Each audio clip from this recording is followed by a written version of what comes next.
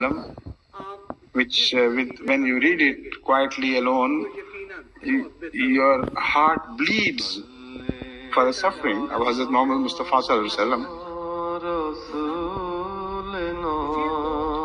Oh my Lord, I complain to you of my total helplessness, being totally powerless, without any means.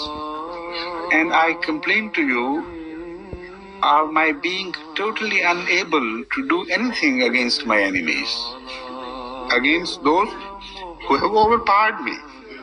Oh, merciful being, who is most merciful of all those who are merciful to anyone, are you relegating me to my enemies? Have you decided this? That you will hand over me to my enemies? Do whatever you may, please. Hand me over to my worst enemies, to anyone. But I look only for your pleasure.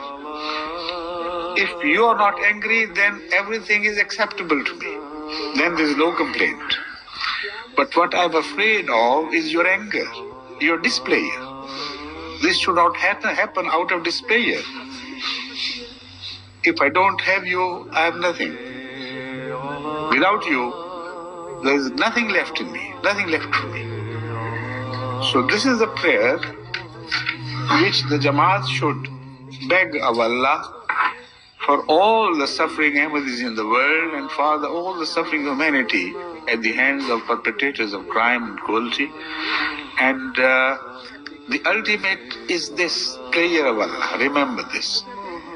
Beg for whatever you may, but also continue to remind yourself and add this into your prayer that Allah, we want the best of you. But if worst must